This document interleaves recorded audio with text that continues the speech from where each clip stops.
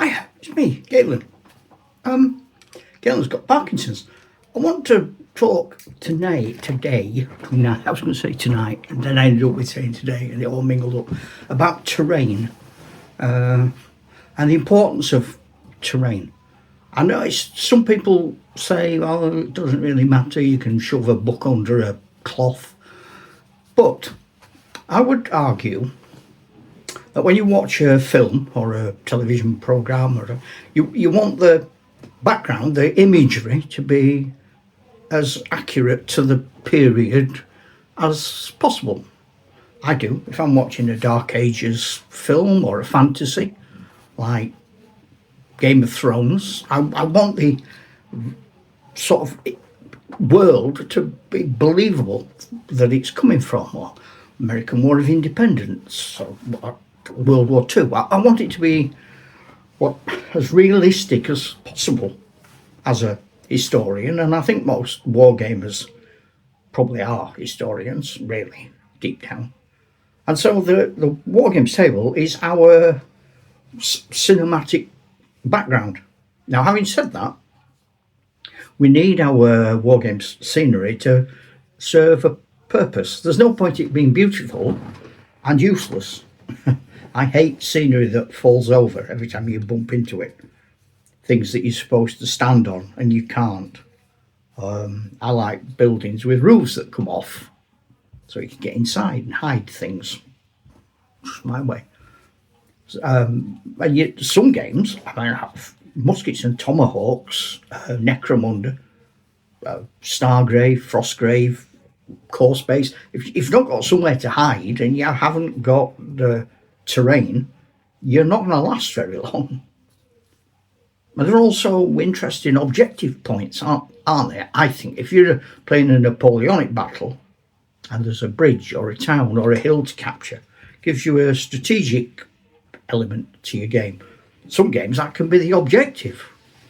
I played an English Civil War game recently where the objective was to be in control of a village by the end of the day.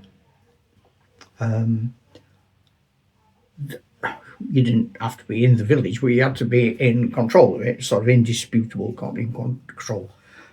I played an interesting rapid fire World War II game where there were lots of strategic objectives: railway station, a bridge, a hill, and they all had sort of victory tokens. And when you took one, you got that to keep, unless you lost in a counter-attack.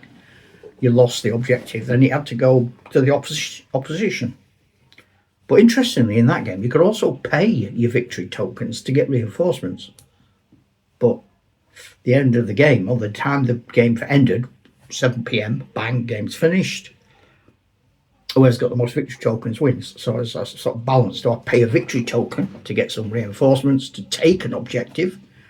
But I might only get as many victory points as I've spent to take the objective anyway. So interesting sort of dilemmas. And that's all created by good scenery. Now, scenery makes your game look good, undoubtedly. Some of the games I've seen recently have been stunning. I mean, some of the games on places like Historicon. If you look, I'm looking at some stuff on TikTok, which I don't normally do, but some of the games on there, especially sort of Warhammer, Necromunda type games, those people go out of their way. On YouTube, realistic rivers, modular scenery, how to make realistic trees. I mean, these are fantastic. And the Little Wars TV have done some, everything you need. I think the first three, I think it was trees, roads, dead simple. And economic. Because I suppose the other argument against scenery, good terrain, is it costs a lot. Well, it doesn't actually, because you can make your own. Generally speaking, you can make your own. Sometimes it's easier to buy little bits and bobs and pop them on. But you don't have to buy masses of things. When I didn't have Parkinson's, I made pretty much everything. I made all my own trees, buildings, and I enjoyed it. I enjoyed it as much as painting figures. It was, to me, as big a part of the hobby as as those things were. So I like good terrain. Not everybody does, I understand that. But I do think a lovely table with lovely figures. You've spent all that time. You get your army. You lovingly choose whatever period, whatever army it's going to be, whatever scale. You paint it or you acquire it painted. Somehow or other you get it painted and it looks fantastic. In your head, it looks fantastic. So why wouldn't you give it the very best cinematic, beautiful war games scene to fight over?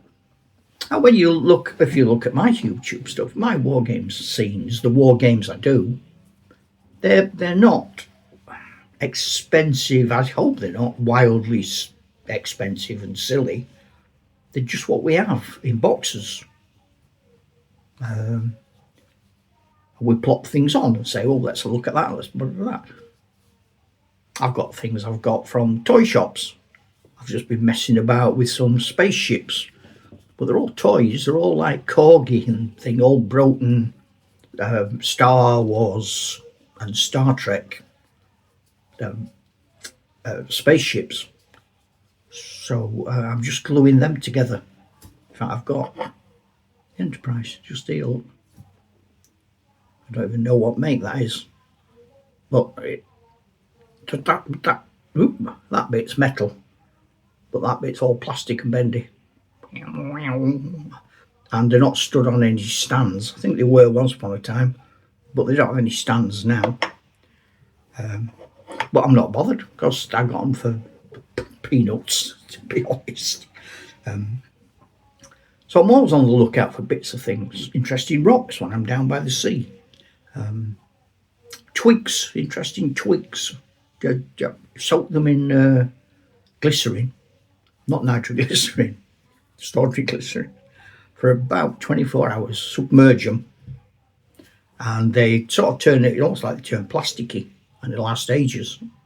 I've had some bits of wood I took out of the garden that I made trees out of 15, 20 years ago, and they're still alive. Well, they're not alive, they're still trees. They haven't snapped. And I occasionally invest in a nice tree. Father Christmas might bring me one. I might see one. I might have a bit of holiday money spent away, something I've not spent money on. I might buy myself a tree or some flowers. There's always bits. And there are things that are hard, I think. Rivers. I'm going to do I'm going to make modular rivers to show you what I do at some point. Rivers I always think are a pain, because generally speaking a river is meant to go down, isn't it? And because we play on tables, generally they have to go up and then down, and it doesn't look right unless you're using a sort of modular table where you're going to have a whole table and then you're going to carve into it. But I don't like that. Even though I've got the space to do that, I wouldn't do it because I don't want the same battlefield. I don't want the same 8x4 battlefield in my garage for every battle, no matter how beautiful it looks. I want to set up different battlefields. So I don't really have modular terrain. I have had in the past, but I got bored with it. But I do have some ideas that I'll share with you for making rivers and roads that I think sort of compromise. They're not quite modular, but they're not quite just a bit of board with a lump. So I'll show you them. Bridges. I make my own bridges. They're not hard to make, really. I still use things. You remember, was it Warhammer Citadel book of terrain, how to make terrain? And I still use that. And I got that in the 80s, I think.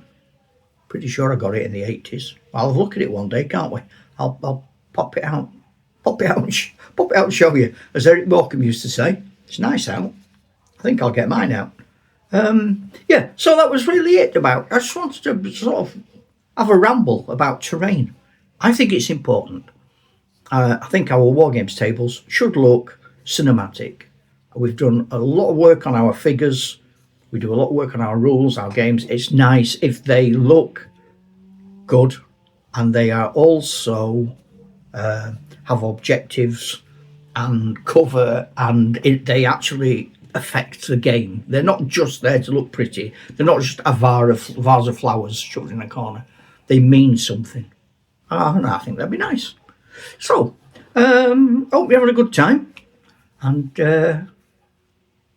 next time I think of something to say, I'll tell you about it. What's... Ta-ra, Chuck.